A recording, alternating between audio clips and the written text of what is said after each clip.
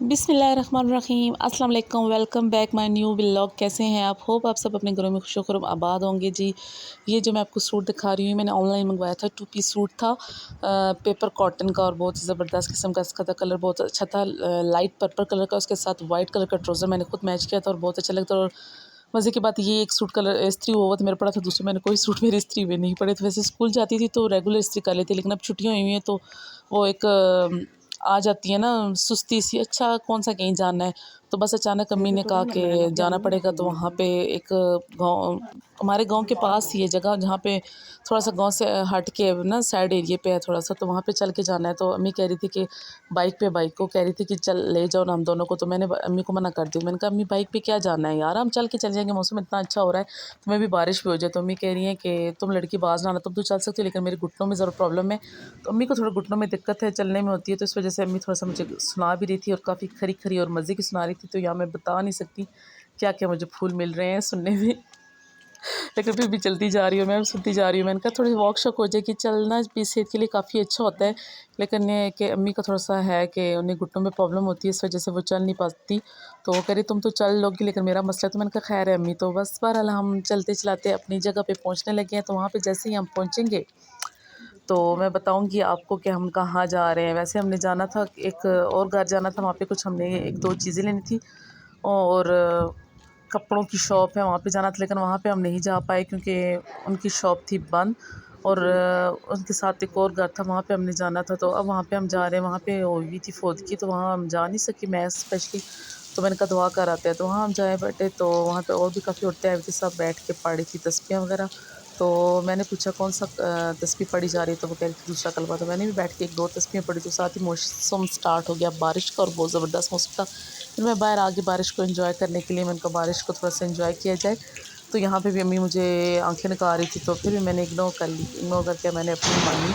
तो मैंने थोड़ी सी बनाई वीडियो और बारिश, इतना ज़बरदस्त मौसम था, इतना प्यारा था, मैं दिल कर रहा था मैं यहीं पे ना भीगना शुरू हो जाऊँ। क्योंकि कोई बारिश स्पेशली गर्मियों की ऐसी बारिश नहीं होती जहाँ बारिश और मैं ना भीगूँ। मेरे बच्चों को भी बहुत पसंद है और मुझे खुद भी बहुत पसंद है। लेकिन मैं घर में अगर होती ना तो मैं वहाँ ज़रूर, मैं और बच्चियाँ भीग रही थी। लेकिन फिर फ़ौरन मुझे बच्चों का ख्याल आया तो मैंने फटाफट कॉल की। मेरे अब्बू घर पे थे, मैं और अम्मी आए थे। अब्बू जान घर पर थे और मेरी सिस्टर आई हुई थी, वो भी घर पे थी। मैंने कॉल करी, मैंने कहा बच्चियाँ क्या कर रही हैं? मुझे पता था बारिश में नहा रही होंगी। तो वही बात हुई, कह रही हैं वो बारिश को एंजॉय कर रही हैं और बारिश में भीग रही हैं। और मुझे आवाज़ें भी आ रही थी पीछे से ना कि मम्मा आप यहाँ जाओ ना, कितना मज़ा आ रहा है। तो मेरा भी इतना मन किया, तो फिर भी मैंने थोड़ा सा एंजॉय कर लिया बारिश को, थोड़ा सा हाथ वगैरह और पाँव वगैरह को अपना बारिश में करके भगो लिया और बारिश को थोड़ा सा एंजॉय कर लिया। बारिश हो और मैं बारिश में भीगूँ ना, ये हो नहीं सकता। लेकिन यहाँ पे हम आए हुए थे किसी और के घर, तो इस वजह से थोड़ा सा मुनासिब नहीं लगता था और फिर मैंने जाना भी था, तो रास्ते में भी कैसे कपड़े चेंज करती। तो इस वजह से मैं फिर बारिश को आज इंजॉय नहीं कर पाई। हाँ देख पाई थी, लेकिन जैसे मैं खुद इंजॉय करती हूँ बारिश में भीग के, वैसे मैं एंजॉय नहीं कर पाई। लेकिन मौसम बहुत अच्छा था। लेकिन हमने जाना था तो इतनी देर बैठना नहीं था, लेकिन बारिश थी, स्टार्ट हो गई थी, इस वजह से हमें ज़्यादा देर बैठना पड़ा कि बारिश रुक जाए तो हम जाएँ, क्योंकि हम कोई अम्ब्रेला वगैरह अब नहीं लेके आए थे साथ। और बारिश जैसे ही रुकी तो हम उनके घर से निकले। तो यहाँ पे जैसे निकले गलियों में, अब बारिश हो चुकी थी, गलियाँ साफ़ सुथरी और हर चीज़ निखर चुकी थी। फूल इतने ज़बरदस्त हो चुके, ग्रीनरी इतनी ज़बरदस्त थी। लेकिन अभी भी बादल मंडला रहे हैं कि वो बारिश का दे रहे हैं पैगाम कि अभी हमने थोड़ी सी और बरसनी है। तो अम्मी कह रही थी कि इससे पहले कि बारिश स्टार्ट हो जाए लड़की चलो ये देखिए फूल कितने ज़बरदस्त हो गए हैं। तो यहाँ से हम गुजर के जा रहे थे क्योंकि ग्रीनरी बहुत ज़बरदस्त हो रही थी। मैंने कहा आपको साथ चेक करवा दूँ, ये देखिए मौसम भी इतना साफ़ हो गया। बारिश हुई है 15-20 मिनट की हुई, लेकिन बहुत ज़बरदस्त, बहुत तेज़ बारिश थी। और अभी भी बादल आपको नज़र आ रहे होंगे यहाँ पे, और ग्रीनरी बहुत ज़बरदस्त हो रही है। इतनी साफ़ सुथरा हर चीज़, इतनी वो निखर के इससे गई थी ना, जैसे बंदा एक नहा के निकलता तो फ्रेशनेस सी आ जाती है, ऐसे ही ना हर तरफ पौधों में, पेड़ों पे और ना बादलों पे एक फ्रेशनेस सी आ गई थी। तो यहाँ से मैं अब गुज़र रही थी, अम्मी जान काफ़ी आगे चली गई थी, तो मैं यहाँ से गुज़र रही थी और मुझे अपना खूसा बचाना था क्योंकि बारिश में मेरा खूसा भी गीला हो जाएगा। और ये मुझे बहुत प्यारा है क्योंकि मल्टी शेडेड में और कपड़ों के साथ मैच हो जाता है। और एक मज़े की बात, ये खूसा पहन के मैं बड़ी कंफर्टेबल होकर चलती हूँ ना। तो यहाँ मैं अब चल रही थी अपने आप को बचा के, जहाँ बारिश ना हो, जगह गीली ना हो, लेकिन यहाँ पे थोड़ा सा था। और अम्मी मेरी वो आगे पहुँच चुकी थी और मैं यहाँ पे वीडियो के चक्कर में थोड़ी सी पीछे रह गई थी। और मैं अम्मी को यहाँ से आवाज़ें भी लगा रही थी। मैं कह रही थी अम्मी आप कह रही है मेरे घुटनों में दर्द हो, आप कहाँ वहाँ आगे पहुँच गई। तो मैं कह रही तुम अपनी वीडियो में रहो, तो मैंने तो जाना है आगे। और बस अभी यही बातें हम कर रहे थे तो मोबाइल मेरे माइंड में नहीं था कि मेरा मोबाइल ऑन है, तो मोबाइल मैंने ऑफ़ ही नहीं किया। तो यहाँ से मुझे गुजरने में बड़ी दिक्कत हो रही थी, मैं कैसे गुजरूँ समझ नहीं आ रही थी। यहाँ साइड साइड से होते हुए गुजरी हूँ और भागते भागते मैं अम्मी के पास जा रही हूँ। मैंने कहा जल्दी जल्दी अम्मी के पास पहुँचो और देखें हवा भी कितनी ज़बरदस्त हो रही है और साथ ग्रीनरी इतनी ज़बरदस्त लग रही है। दूर का एरिया, हम गाँव के अंदर रहते हैं तो वहाँ पे ये चीज़ें हमें नज़र नहीं आती। हम थोड़ा सा गाँव के अंदर ही है लेकिन थोड़ा सा साइड एरिया पे आ जाते हैं। तो यहाँ पे अब जी आप नज़र आ रहे होंगे ये खेत वगैरह भी, यहाँ पे गंदम की कटाई हो चुकी है। अब खेत भी सैराब हो चुके हैं। बादल अभी भी बहुत ज़बरदस्त किस्म के बादल बन रहे हैं, सही काले काले।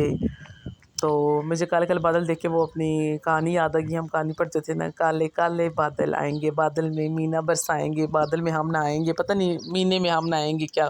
तो वो वाली मेरी पोएम मेरे जहन में एकदम आ गई थी। तो ये अभी भी पोएम है वैसे ना। तो बस अभी हम जी जा रहे हैं। तो जैसे ही हम घर पहुंचेंगे तो इंशाल्लाह मैं आपको बताऊंगी। अम्मी का प्लान था थोड़ा सा हम यहाँ पे आ जाए, मामू और पप्पू हमारी रहती हैं तो यहाँ पे उनको थोड़ी देर मिलेंगे, मिल के उसके बाद हम वापस घर की तरफ चलेंगे। उनको मिल मिला के थोड़ी देर बैठे हैं उनके घरों में, उनका खाना शाना खा के जाए, लेकर हम वापस आ गए। ये मैंने कपड़े भी चेंज कर लिए, आपको नज़र आ रहे होंगे, और ये मैंने दोबारा कपड़ों को हैंग भी कर लिए। तो मैंने आते ही पहले कपड़े चेंज कर लिए थे क्योंकि मुझे कपड़े आयरन करना बहुत बुरा लगता है। और मैंने कहा इससे पहले कि मेरी आयरन ख़राब हो जाए कपड़ों की तो फिर मुझे आयरन करके लगाने पड़ेंगे। तो घंटे डेढ़ का काम था, वहाँ पे गई, दुआ शा की, फिर मामू के घर गए, वहाँ से सीधा हम घर वापस आ गए क्योंकि बच्चियाँ भी घर पर थी और शाम को हमने कुछ बनाना भी था। तो ये भाई लेके आया हुआ था कुल्फ़े का साग। कौन कौन भाई इस कुल्फ़े के साग को जानता है, मुझे कमेंट्स में ज़रूर बताइएगा। ये बड़े मज़े का बनता है साग, थोड़ा सा खट्टा होता है तो उसे बॉयल करके हम इसका खट्टा पानी निकाल लेंगे। ये मैंने पानी रखा हुआ है बॉयल होने के लिए और इसको मैंने अच्छी तरह धो दिया, 2-3 पानी में धोकर इसको भिगो दिया। तो अब ये जो मैंने पानी चढ़ाया हुआ देखिए कढ़ाई के ऊपर, अब इसको बॉयल आएगा तो हम इसमें ये कुल्फ़े का साग डाल देंगे और जब इसके बॉयल आ जाएगा थोड़ा सा ये गल भी जाएगा और इसमें से जो खट्टा पानी है वो हम निकाल देंगे। यहाँ मैंने बच्चों का दूध बॉयल करने के रखा हुआ था। ये चूल्हा आप नज़र आ रहा होगा, ये मैंने यहाँ पे दूध बच्चों का गिर गया था और यहीं पे सूख गया, ब्रेड हो गया। तो ये अब एक दफ़े खाना शाना बना के इस चूल्हे को और किचन को साफ़ करूँगी। तो पहले खाना बना लेते क्योंकि लाइट का बहुत इशू है। मैं आपको पहले बता दूँ कि लाइट हमारी बहुत जल्दी चली जाती है। तो यहाँ पे पता नहीं पानी क्यों रुक गया था। मैं कह रही थी कि शायद इसके पत्ते वगैरह चले गए, तो इस वजह से जब मैंने इसको सही अच्छी तरह साफ़ किया तो ये जो कुल्फ़े के साग की ना डंडियाँ सी होती हैं तो ये मेरे हाल में इसमें उनमें होल में फंस चुकी थी, तो ये तब पानी निकल रहा था। अब इसको मैंने अच्छी तरह किया है साफ़। तो बस अब अपना सालन बनाएंगे। इसी के साथ मैं अपने ब्लॉग का करती हूँ एंड दुआओं में याद रखिएगा और अपना रखिएगा बहुत बहुत ज़्यादा ख्याल। मिलते हैं अपने नेक्स्ट ब्लॉग के साथ। अल्लाह हाफिज़।